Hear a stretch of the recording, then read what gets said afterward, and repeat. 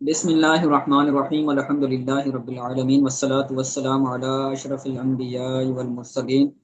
अल्हम्दुलिल्लाह, हमारा नूरुल ज़ात के असबाब का सिलसिला जारी और सारी था, और हमने कल सुन्नतों के बारे में सबक शुरू किया था। फसल थी सुन्नतों के बारे में।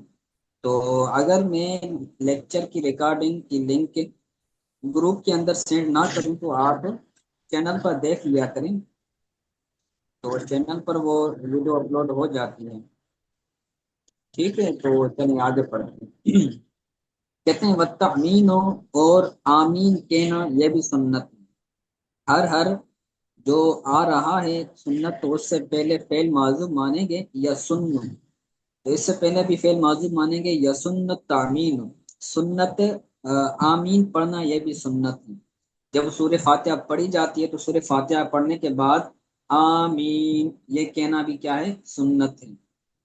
लेकिन अगर अब इसमें इमाम भी आ जाता है, इमाम के लिए भी सुन्नत है, मुक्तदी के लिए भी सुन्नत है, और जो बंदा अकेला पढ़ रहा है, मुनफरिद पढ़ रहा है, तो उसको भी पढ़ना आमीन कहना ये सुन्नत है। इसी तरह अगर कोई बंदा नमाज से बाहर पढ़ रहा है, खारिज अन सलात पढ़ रहा है, तो उसको भी आमीन कहना सूरह फातिहा के मुकम्मल होने के बाद ये क्या है, सुन्नत है। इसके अंदर बाल लोग क्या करते हैं, जो गैर मुक़ल्लिद होते हैं वो आवाज को बुलंद करते हैं। जो अहले हदीस हैं तो वो जैसे ही सूरह फातिहा पूरी होती है तो करते हैं आमीन।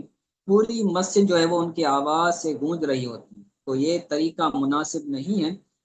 और नमाजी हजरात ये डिस्टर्ब होते हैं, और मस्जिद के अंदर ये शोर व गोर करना कहलाएगा। बंदा पस्त आवाज में, इतना आवाज में कहे कि उसके खुद के कान सुन सके। सूर्य फातिहा के बाद आमीन कहना यह भी सुन्नत है। व तहमीद, और हम्द पढ़ना, तहमीद करना यह भी क्या है, सुन्नत है। तहमीद का मतलब क्या है, तहमीद का मतलब है अल्हम्दुलिल्लाह या अल्हम्दुलिल्लाह, ये पढ़ना ये भी क्या है, सुन्नत है। जब सूर्य फातिहा पूरी हो तो सूर्य फातिहा के मुकम्मल होने पर बंदा आमीन भी कहे, और आमीन कहने के बाद बंदा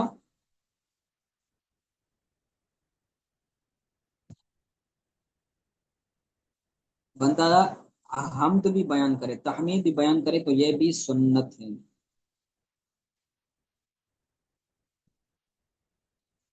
ठीक हो गया। जो उस्ताद मोहतरम, जैसे कि सूरह फातिहा खत्म हुआ, फिर हम तो पढ़ते आमीन, आमीन के बाद अल्हम्दुलिल्लाह भी पढ़े, ये भी सुन्नत। अल्हम्दुलिल्लाह पढ़ना सुन्नत है यार। अगर कोई बंदा ना भी पढ़े तो कोई हरज नहीं। इन्होंने तो लिखा है कि हम पढ़ना ये सुन्नत है, लेकिन उम्मन पढ़ा नहीं जाता। जी, आमीन तो हम पढ़ते हैं, साथ में अल्हम्दुलिल्लाह भी पढ़ ले तो दोनों सुन्नतों पर अमल हो जाएगा, दो सुन्नत पर जी जी अमल हो जाएगा। जी जी जी जी। जी। उसके बाद कहते हैं वल इसरार बेहिमा। इससे पहले भी फेल माजूम मानेंगे या सुन्नो इसरार हुमा। इन तमाम को आहिस्ता पढ़ना यह भी सुन्नत है। बिहार का जमीर जो है वो पीछे जितनी भी गुजरी हैं सुन्नतें उनके बारे में है। सना पढ़ना यह भी सुन्नत है, तो उसको आहिस्ता पढ़ा जाएगा। इसी तरह सना के बाद तअव्वुज़ पढ़ना, तस्मिया पढ़ना, और तामीन आमीन कहना, तहमीद हम्द कहना, ये भी जो है वो आहिस्ता आवाज में कहना सुन्नत है। आगे कहते हैं वल इत्तिदाल इंद तहरीमते मिन गैर तअतिर रअस। तकबीर तहरीमा के वक्त सर को झुकाए बगैर एतदाल करना यह भी सुन्नत है। बसा औकात लोग क्या करते हैं, जब तकबीर तहरीमा कह रहे होते हैं तो अपने सर को नीचे झुका रहे होते हैं। तो अपने सर को नीचे नहीं झुकाना बल्कि सीधा रखना है। नजरें अगर सजदा गाह पर हों लेकिन सर को नीचे झुकाना नहीं है। तो कहते हैं वल इत्तिदाल इंद तहरीमते मिन गैर तअतिर रअस। सर को झुकाए बगैर तकबीर तहरीमा के वक्त इत्तिदाल करना, सीधे खड़े रहना, यह भी क्या है, सुन्नत है।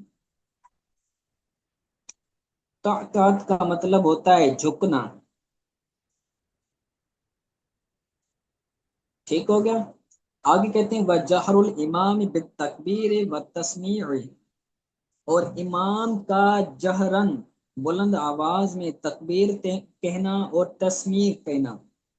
तकबीर का मतलब होता है तकबीरात इंतकालात, जो रुकू में जाएगा तो तकबीर कहेगा, सजदे में जाएगा तो तकबीर कहेगा, सजदे से पहले सजदे से उठेगा तो फिर तकबीर कहेगा कहेगा तो इनको तकबीरात इंतकाल या तकबीर इंतकालात कहा जाता है।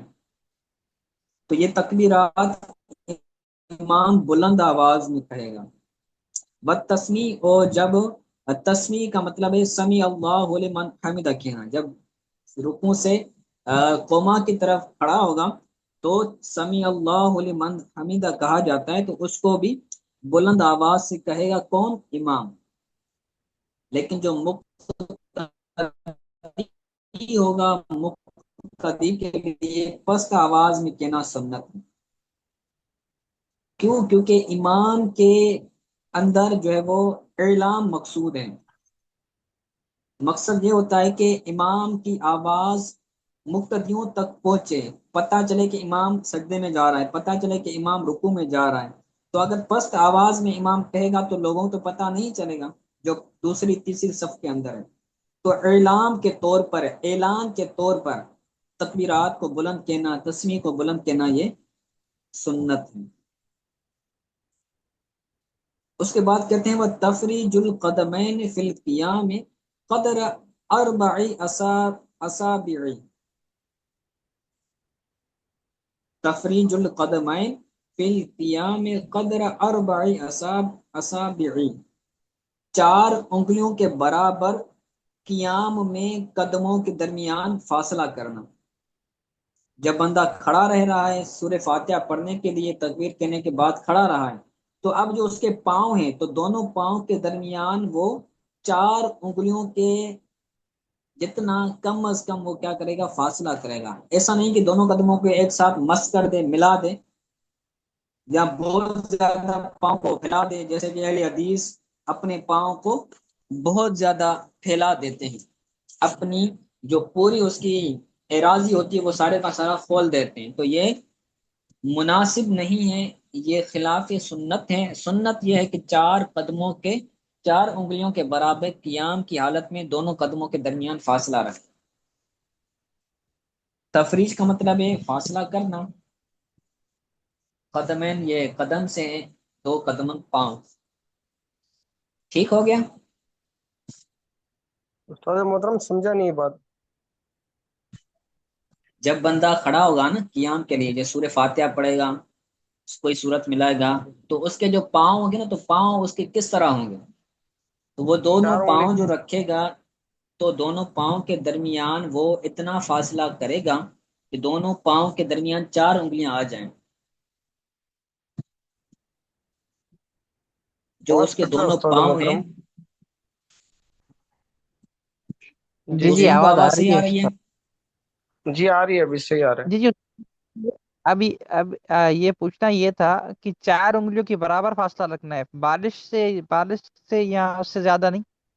नहीं नहीं, कम अज कम है ये, कम अज कम जो है वो चार उंगलियों के बराबर हो। अगर चार उंगलियों के, आठ उंगलियों के बराबर हैं तो ये भी सही है, लेकिन बहुत ज्यादा फासला करना ये मुनासिब नहीं। जी। माना सुन्नत चार ठीक है, चार उंगलियां हैं। चार उंगलियां करना ये सुन्नत है। जी। आगे कहते हैं वह अन तकूना, इससे पहले भी फेल माजूफ मानेंगे, या सुन्नो अन तकूना सूरतो, या तसुन्नो, तसुन्नो, क्योंकि आगे जो फाइल आ रहा है वो मुअन्नस है, तो फेल भी मुअन्नस निकालेंगे, तसुन्नो। बल्कि यसुन्नो निकाला है इन्होंने। यसुन्नो अन तकूना सूरतो मदमूमतु, मदमूमता लिल फातिहति मिन तिवाल मुफस्सल, व अन तकून सूरतु अल मदमूमता लिल फातिहति मिन तिवाल मुफस्सल फिल फज्र व ज़ुहर, और सुन्नत है सूरत का सूरह फातिहा के साथ मिला हुआ होना तिवाल मुफस्सल में से। یاد رکھیں کہ جو قرآن پاک کی صورتیں ہیں ان کے اندر ایک ترتیب پائی جاتی ہے، مفصلات مفصلات کو کہا جاتا ہے کہ جن کے اندر تین طرح کی صورتیں آتی ہیں. ایک ہوتا ہے طوال مفصل، ایک ہوتا ہے قصار مفصل، ایک ہوتا ہے اوساط مفصل. کلاس کے بعد میں اس کے اسکرین شاٹ آپ کی طرف بھیج دوں گا، یا ابھی بھیج رہا ہوں گروپ کے اندر. تو اس کے اندر لکھا ہوا جی ہے ٹھیک کہ ہے جو استاد. قرآن پاک کی صورتیں ہیں وہ آخر والی صورتیں وہ تین طرح کی ہیں. ایک ہے قصار مفصل، دوسری ہیں اوساط مفصل، تیسری ہیں قصار مفصل. جو سورہ حجرات ہیں، سورہ حجرات سے لے کر سورہ بروج تک یہ طوال مفصل کہلاتی ہیں، اور جو سورہ بروج سے لے کر سورہ بینہ ہیں تو یہ اوساط مفصل کہلاتی ہیں. اور جو سورہ بینہ سے لے کر سورہ ناس تک ہے تو ان کو کہا جاتا ہے قصار مفصل. تو کون سی نماز میں کون سی صورتیں پڑھیں گے، تو اس کے حوالے سے کہتے ہیں کہ جو سورہ جو طوال مفصل ہیں، تو طوال مفصل میں سے کوئی ایک صورت پڑھی جائے گی کن کن نمازوں میں، نماز فجر میں اور نماز ظہر میں. نماز ظہر اور نماز فجر میں طوال مفصل میں سے کوئی صورت پڑھنا یہ سنت ہے. سمجھ آ گیا جی؟ جی جی. یعنی سورہ بروج سے لے کر سورہ سورہ حجرات سے لے کر سورہ بروج تک ان میں سے کوئی ایک سورت پڑھنا فجر کے اندر یا پھر ظہر کے اندر یہ سنت ہے. ومن اوساط ہی فی العصر والعشاء، اور اوساط مفصل میں سے سورت پڑھنا، سورت ملانا نماز عصر میں اور نماز عشاء میں یہ سنت ہے. نماز عصر میں اور نماز عشاء میں اوساط مفصل میں سے کوئی صورت پڑھنا، کوئی صورت ملانا سورہ فاتحہ کے ساتھ، یہ کیا ہے؟ سنت. سنت ہے. سنت ہے. ومن قصار ہی فی المغرب، اور مغرب میں قصار مفصل پڑھنا یہ سنت ہے.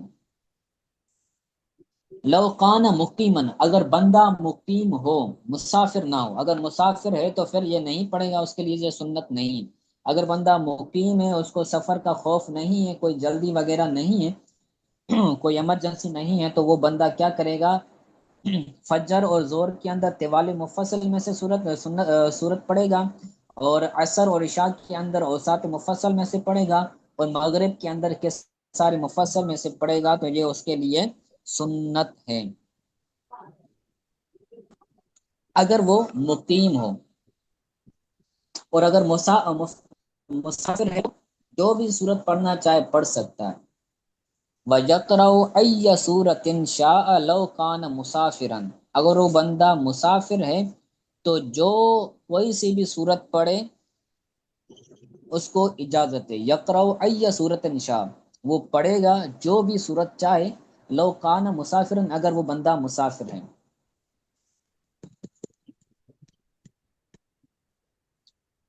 ٹھیک ہے.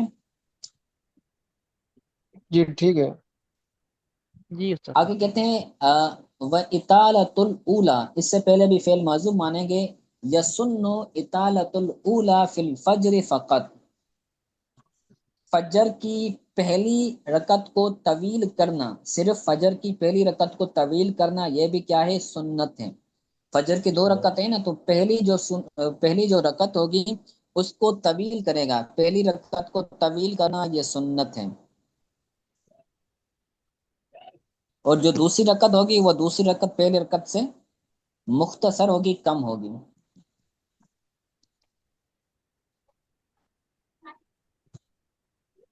ٹھیک ہو گیا. آگے کہتے ہیں تکبیر الرکوع و تسبیحہ ثلاثا، یہ بھی کیا ہے؟ سنت ہے. رکوع میں جاتے ہوئے تکبیر کہنا، اللہ اکبر، یہ کہنا سنت ہے. جیسا کہ پہلے بھی گزرا تکبیرات انتقالات، تو وہاں پر امام کے لیے تھا بلند آواز سے کہنا، لیکن یہاں پر سب کے لیے ہیں۔ وَتَسْبِيحُهُ ثَلَاثًا، اور رکوع کی تسبیح پڑھنا، ہو ضمیر ہے نا تسبیحُهُ کے اندر، تو اس ہو ضمیر سے مراد ہے رکوع۔ رکوع کی تسبیح 3 مرتبہ پڑھنا یہ بھی سنت ہے۔ وہ تسبیح کون سی ہے؟ سبحان رب العظیم۔ سبحان ربی العظیم، ٹھیک ہے، تو یہ 3 مرتبہ پڑھنا سنت ہے۔ یہ اگر کوئی کسی سے چھوٹ جاتی ہے یا کوئی بندہ 3 مرتبہ نہیں پڑھتا، 2 مرتبہ یا 1 مرتبہ پڑھتا ہے، تو اس پر سجدہ سہو لازم نہیں ہوگا، اس کی نماز ہو جائے گی، لیکن سنت کو چھوڑنے والا ہوگا وہ۔ ٹھیک اچھا ہو گیا؟ استاد محترم، رکو ہاں رکو میں ایک مرتبہ سبحان رب العظیم پڑھنا یہ واجب ہے؟ جی جی، 1 مرتبہ سبحان اللہ کی مقدار ٹھہرنا یہ کیا ہے؟ واجب ہے۔ 1 مرتبہ نہیں بلکہ 3 مرتبہ، 3 مرتبہ سبحان اللہ کی مقدار ٹھہرنا، کم از کم، کم از کم 1 مرتبہ، زیادہ سے زیادہ 3 مرتبہ۔ ٹھیک۔ رکوع کی حالت میں 1 مرتبہ سبحان اللہ کہنے کی مقدار، سبحان اللہ کہنے کے وقت جتنا ٹائم لگتا ہے، جیسے سبحان اللہ تقریباً 2 یا 3 سیکنڈ لگتے ہیں، تو 2 یا 3 سیکنڈ یہ رکوع کے وقت رکوع میں ٹھہرنا یہ واجب ہے۔ اگر وہ بندہ ٹھہرتا ہی نہیں ہے، وہ گیا رکوع میں پھر چلا آیا اوپر، سبحان اللہ کہنے کی مقدار وہ ٹھہرا ہی نہیں، تو اب اس کا واجب ترک ہوگا اور اس کو سجدہ سہو کرنا پڑے گا۔ ٹھیک ٹھیک ہو گیا؟ آگے کہتے ہیں وَأَخْذُ رُكْبَتَيْهِ بِيَدَيْهِ، رُكْبَتَيْ یہ بھی تسنیہ ہے، بِيَدَيْهِ یہ بھی تسنیہ ہے، تو اپنے دونوں گھٹنوں کو اپنے دونوں ہاتھوں سے پکڑنا یہ بھی سنت ہے۔ رکوع کی حالت میں اپنے دونوں ہاتھوں سے اپنے دونوں گھٹنوں کو کیا کرے گا؟ پکڑے گا۔ پکڑنا۔ ایسا نہیں کہ بس گھٹنوں پر ہاتھوں کو رکھ دیں ایزی ہو، بلکہ گھٹنوں کو پکڑے گا، گھٹنوں کو پکڑنا یہ سنت ہے۔ وَالتَّفْرِيجُ أَصَابِعِهِ، اور اپنے انگلیوں میں فاصلہ کرنا یہ بھی سنت ہے۔ جب گھٹنوں کو پکڑے گا تو ایسا نہیں ہے کہ اپنے ہاتھوں کی جو انگلیاں ہیں اس کو ملا کے رکھے اور ملا کر پکڑے، بلکہ تھوڑا سا خلاصہ رکھے گا اور تھوڑا سا فاصلہ رکھے گا، تو فاصلہ رکھنا اور خلاصہ رکھنا یہ بھی کیا ہے؟ سنت ہے۔ آگے کہتے ہیں وَالْمَرْأَةُ لَا تَفْجُرُهَا، اور جو عورت ہے وہ انگلیوں کو ملائے گی نہیں، انگلیوں کے درمیان، بلکہ انگلیوں کے درمیان فاصلہ نہیں کرے گی۔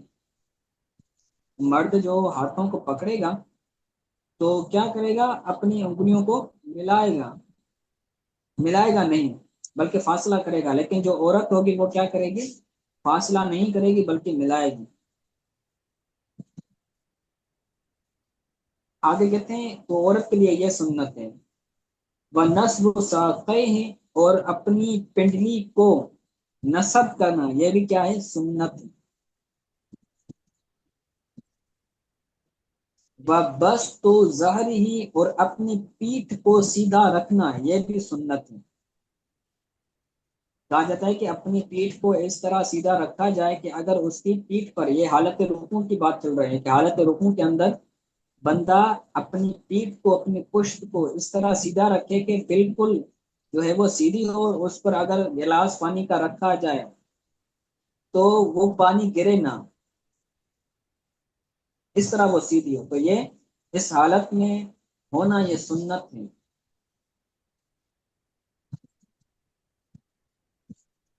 ٹھیک ہے، بست کا مطلب ہوتا ہے سیدھا رکھنا، ظہر کا مطلب ہوتا ہے پشت، پیٹھ، اور ساقہ کا مطلب ہے پنڈلی۔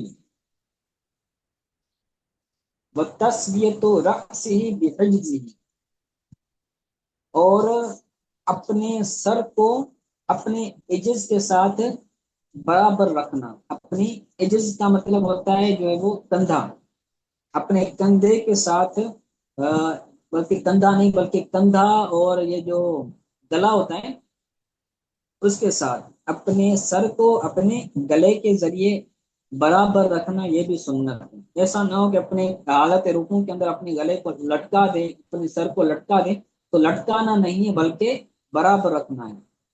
जिस तरह उसकी पुश्त सीधी है इसी तरह उसका सर भी सीधा हो। लेकिन हालत रुकू के अंदर वो कहाँ देखेगा? वो दोनों पाँव के अंगूठे की तरफ देखेगा।